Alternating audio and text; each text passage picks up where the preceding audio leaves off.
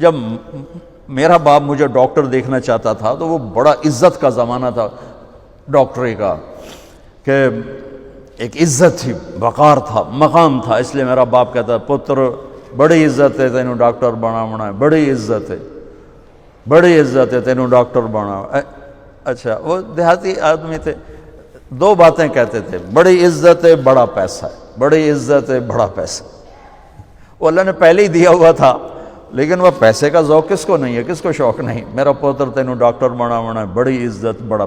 اور جب میں نے 3 دن کے لیے گیا، یہ گورنمنٹ کالج لاہور پڑھتا تھا، سینٹر ماڈل سے میٹرک کیا، گورنمنٹ کالج یہ ہمارا جو راوی اب تو یونیورسٹی بن گیا، تو 3 دن کے لیے میرا ایک دوست مجھے ایسے کھینچ کے لے گیا، وہاں سے اللہ نے میرے 4 مہینے کروا دیے۔ 4 مہینے کے آخر میں ایک نوجوان نے کہا تو ڈاکٹر بن کے کیا کرے گا، تو عالم بن جائے۔ تو اللہ نے اس کی بات میرے دل میں ڈال دی، میں اس طرف چل پڑا۔ جب میں نے گھر آ کے بتایا تو میرے باپ، اچھا اس دور میں ڈاکٹر ایک قداور شخصیت تھی اور مولوی ایک پست ترین گندگی کا کیڑا، یہ کیفیت تھی۔ اور ہمارے دیہاتی ماحول میں مولوی کمی ہوتا تھا، کمی، جیسے لوہار، کمہار، دھوبی، ایسے مولوی کا سٹیٹس کمی کا تھا۔ تو میرا باپ کہے تو کمی بڑوں ہیں، تو میری نک وڈھاؤں ہیں، تو کرو کی ہیں، تو میں نے کسے پاسے ران دیونا ہے، جیون دیونا ہے کہ نہیں جیون دیونا۔ سارے علاقے دے ذمہ دار جو ہے میں لانتا کریں دیں کہ تیرا پوتر تو مولوی بندا پیدا بن سی کی۔ تو 23 نومبر 1972 صبح 8-9 بجے کا ٹائم تھا، میرے باپ گھر میں آئے، وہ ذمہ داروں والی چادر پہنی ہوئی بڑی اور چولا کھلا، پگڑی کھول کے یہاں رکھی ہوئی، تو مجھے دیکھتے ایک دم غصے میں آ گیا، یہ تو مولوی بننا ہے تو میرے گھر چوں نکل جائے، زور سے کہا یہ تو مولوی بننا ہے تو میرے گھر چوں نکل جائے۔ مجھے تو نہیں پتا تھا کہ اللہ تعالیٰ مجھے وہاں پہنچانے والا ہے کہ جہاں ڈاکٹر میرے آگے بیٹھ کے میری بات سنے۔ مجھے تو اس وقت پتہ نہیں تھا کیا ہونے والا ہے میرے ساتھ۔ میں تو اسی طرح ہی نکلا تھا کہ ٹھیک ہے جی میں تیار ہوں۔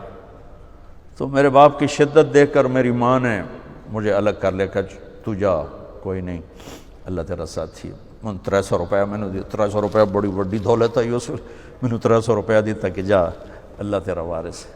تو میں رائمنڈ آ گیا، یہاں میں تعلیم حاصل کرنے لگا، 8-9 سال یہاں پڑھا۔ سال 2 سال کے بعد میرے باپ بھی بالکل راضی ہو گئے، بہت ہی راضی ہو گئے تھے، بہت ہی راضی ہو گئے تھے۔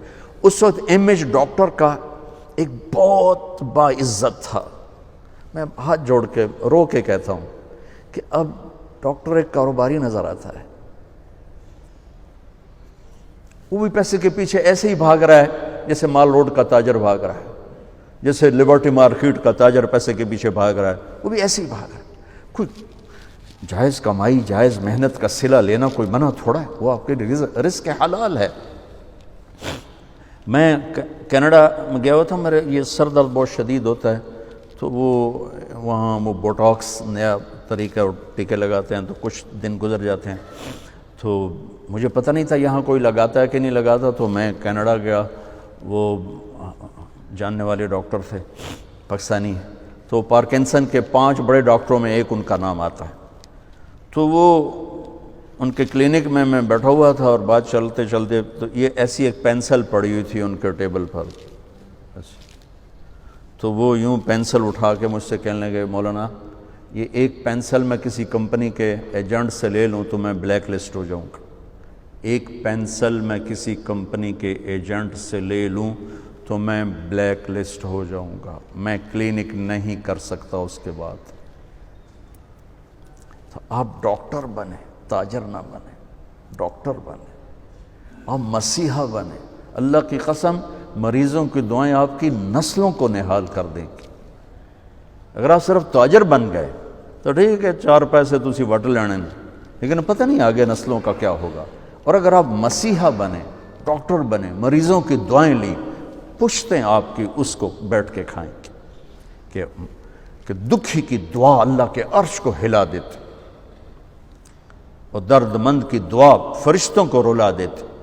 اب وہ ہستیاں ہیں جو درد مندوں کی دعائیں روزانہ لے سکتے اور صرف آج کا دن نہیں گزار سکتے، آپ اپنی نسلوں کو خوبصورت فیوچر دے کے جا سکتے کہ دعاؤں کی طاقت موت کے بعد بھی چلتی رہتی۔